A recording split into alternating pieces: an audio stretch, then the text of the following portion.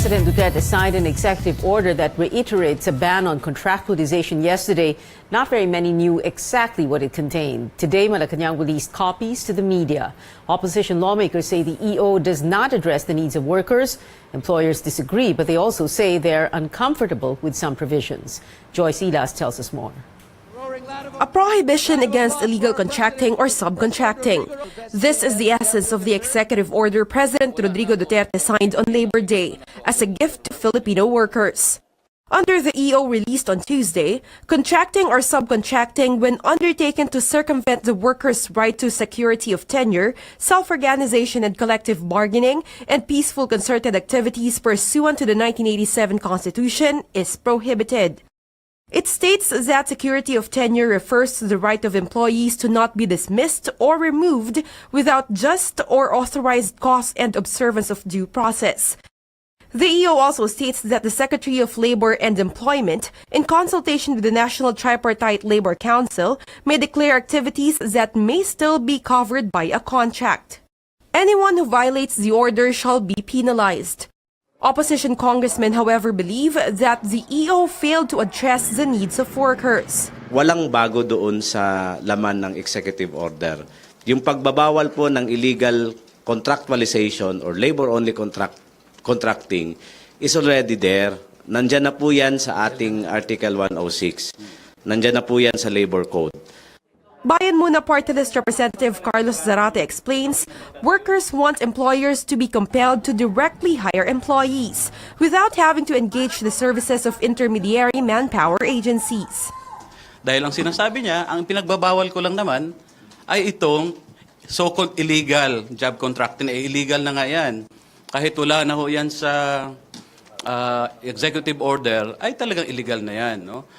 For its part, the Employers Confederation of the Philippines admits that it is also not comfortable with some parts of the EO. I found 2 or 3 that we were not comfortable with because it requires again decision or appeal to the office of the secretary. So there's a lot of options for them. And you know, I wanted sana if it would be rule-based, para malinaw. President Duterte earlier said that Congress needs to pass a law amending the Labor Code to have an effective and lasting solution to the problem of contractualization. Joyce Ilas, CNN Philippines. Earlier, we spoke to Labor Secretary Silvestre Bello about his executive order, which he says is against illegal or unlawful contractualization. Bello also revealed President Duterte also issued an administrative order for the Labor Department to submit by May 26 a list of companies practicing illegal contractualization. Administrative order, sir. You're ordered, you are told by the Office of the President to submit a list of all these companies that violate this rule? That rule on unlawful contractualization. And what company is going to be first on the list? Yeah, I'm not at liberty to say that because we Yeah. Well, how many malls? Okay, so how many shopping malls are we talking about? And hindi, so that's one question. The other is, hindi lang malls ang gumagawa nito. Hindi lang. Even, so what even kind? Even mga food chains, mga Food chains. hospitals, Okay. mga hotels, mga network, mga network. Oh, ang dami dyan, mga cameraman, contractual. Oh, di ba? Okay. Oh, sometimes I'm interviewed by some very prominent TV host. After the interview, yung mga cameraman na lalapit sa akin, sir, ako contractual. Okay, so the AO directs you to submit a list. There is no limit to the... No, that's a DO. I'm referring to another order. AO, yes. Yes, kaya nga po, AO, na may listahan dapat kayo ng lahat ng kumpanya na nagva-violate nito. And then ano pong mangyayari? Kailan nyo isusubmit ito at ano pong mangyayari? May penalty yan. What penalty, sir? We will declare all the employees as regular employees. Okay. Like what I did to PLDT, remember? PLDT is a complement of about 8,000 workers, employees. Okay, sir, sabi niyo, malls, food chains, hospitals, hotels, networks, what other kind of companies? are we Lahat ng talking? mga companies, maraming manufacturing companies, gano'n, lahat Okay, yan. manufacturing. So, mga ilan po? Can you give us a rough figure? What? Wala 100? pa, Pia, we Wala pa. are still waiting for the reports of our regional directors because this is nationwide. Okay. Nationwide. And yeah. this administrative order was issued, was given to you just today? No. April If you- 26. Okay. So we have until May 26 to submit that list. May 26. That's By the way, Yes. by the way, Pia, this Yes. administrative order shows how serious the president in implementing this rule against illegal contractualization.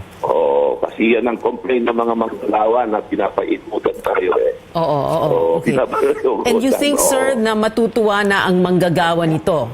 Dahil dito sa... Sana naman. Sana naman. Sana naman. Oo. Kasi alam mo, Pia, I've been telling our workers, our labor leaders, sabi ko, we can have the best laws in the world. We can have the best executive orders. Kung ang implementation, how shall, useless yung law, useless yung executive order. It depends on the serious, honest-to-goodness implementation. Okay. So, Yun po. just to clarify, the two main points you have told us this tonight is, this is very clear, this executive order that was signed by the President yesterday, May 1 Yes. Labor Day, insists on direct hire by the principal employer, meaning, Yes. and you said there was also this administrative order that was issued, Yes. giving you, the Labor Earlier. Department, until May 26 to submit a list of companies that violate this. Violate. And you said initially what you know is that there are malls or shopping malls, food chains, hospitals, hotels, networks, manufacturing companies that do this, and that there is Yes. going to be a penalty. Sir, Yes. one other thing, a minor question now, Yes, because from the beginning, since Monday and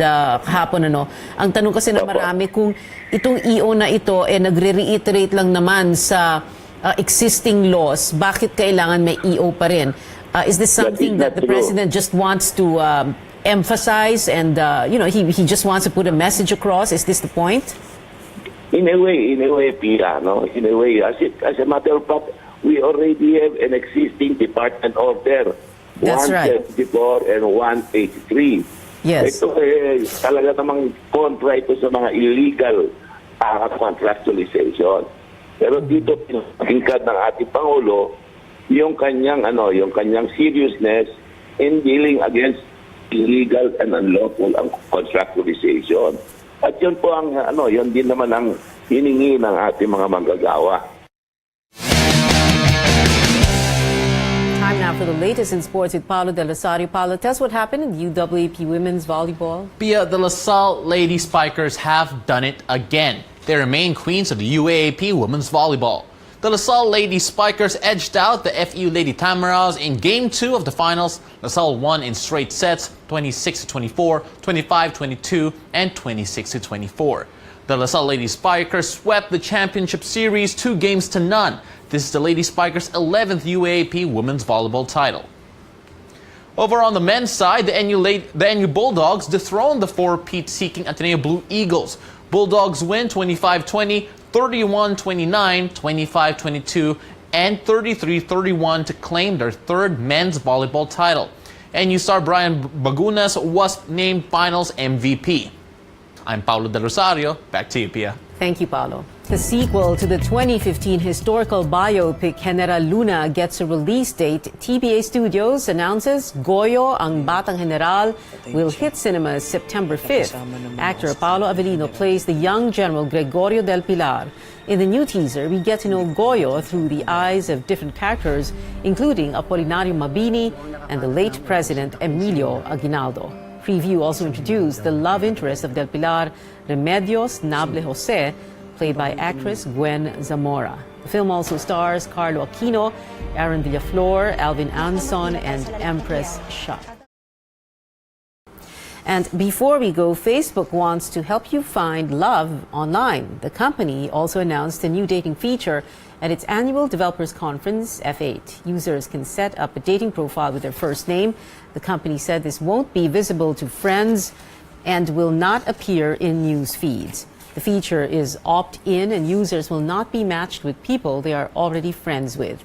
Other details about the service are unclear, although it's expected to roll out later this year. Well, that's it for tonight. Thank you for your time. I'm Pia Hontiveros. See you again tomorrow for Newsnight, where we go above and beyond the headlines.